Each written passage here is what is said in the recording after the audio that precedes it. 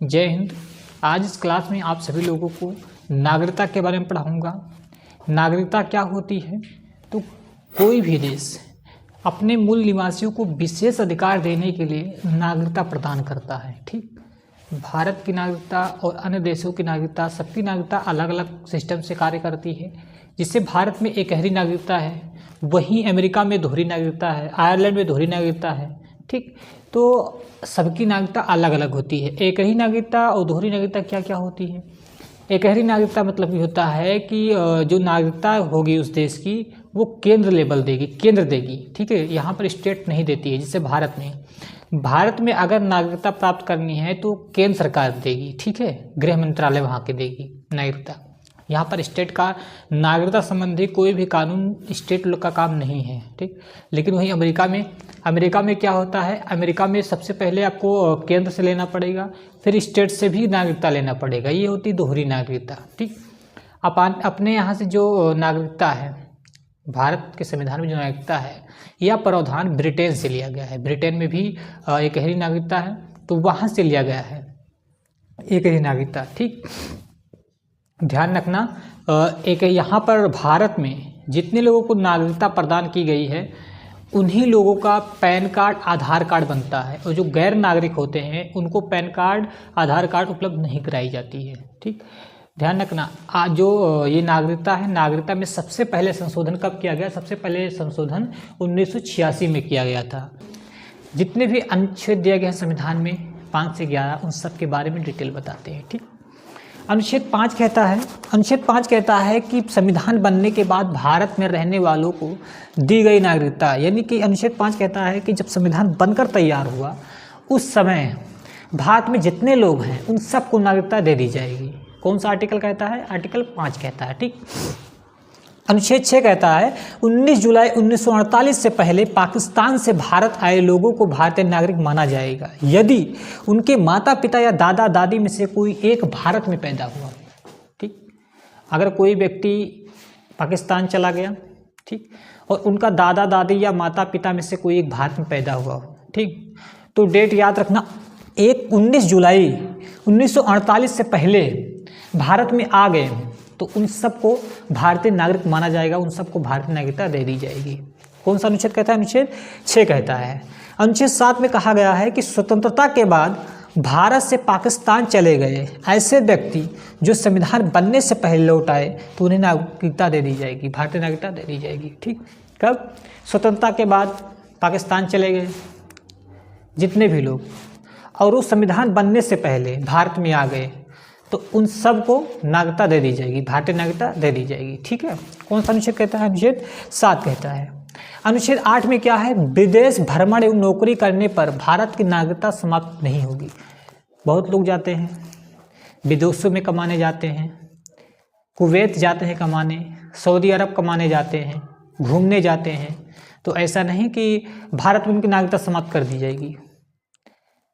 भारतीय संविधान अनुच्छेद 8 कहता है कि आप विदेश में जाकर भ्रमण करें, यात्रा कर सकते हैं, आप वहाँ नौकरी कर सकते हैं। ठीक है, ऐसा कोई प्रतिबंध नहीं कि आपकी नागरिकता यहाँ समाप्त कर दी जाएगी। ठीक, अनुच्छेद 9 कहता है विदेशी नागरिकता लेने पर भारत की नागरिकता समाप्त हो जाएगी। सिंपल सी बात है, भारत में एकल नागरिकता की बातें हैं भाई। किसी और देश की नागरिकता प्राप्त करेंगे आप तो भारत में एंट्री नहीं होगी, भारत की जो नागरिकता है वो समाप्त कर दी जाएगी।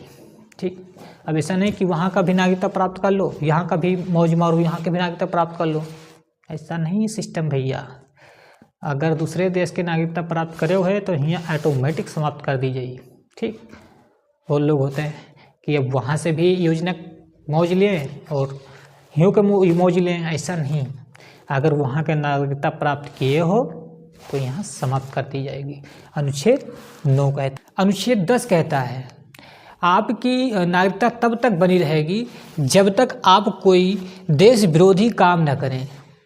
भारत में रहकर भारत की नागरिकता आप प्राप्त किए हैं और भारत में ही देश विरोधी वाला काम कर रहे हैं तो आपकी नागरिकता छीन ली जाएगी। ठीक, अनुच्छेद 11 कहता है नागरिकता संबंधी कानून संसद बनाएगी जिसका जिम्मेदारी गृह मंत्रालय को दी गई है। इसकी स्क्रीनशॉट लीजिए, फिर आगे बताते हैं।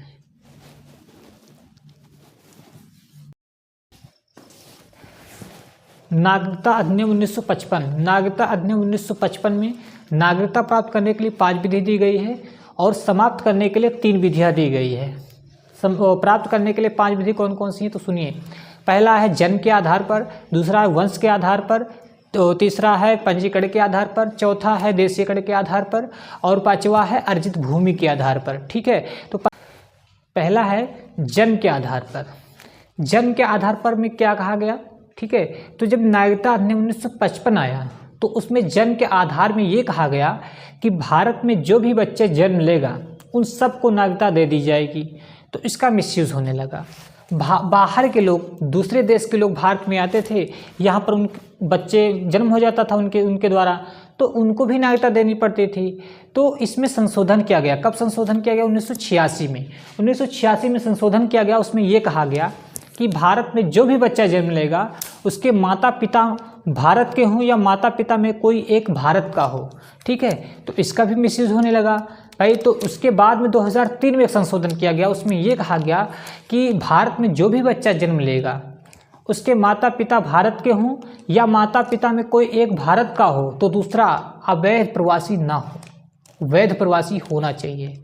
ये 2003 संशोधन में कहा गया है। हालांकि मैंने यहाँ पर लिखा नहीं है, लेकिन बात को ध्यान से सुनिएगा और लिख लेना। ठीक है, आगे है वंश के आधार पर नागरिकता।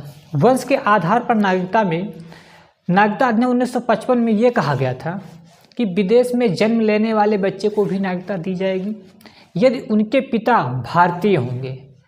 तो ऐसा करने पर भारतीय जो महिला थी उन्होंने विरोध किया और उन्होंने कहा कि पिता ही क्यों हों।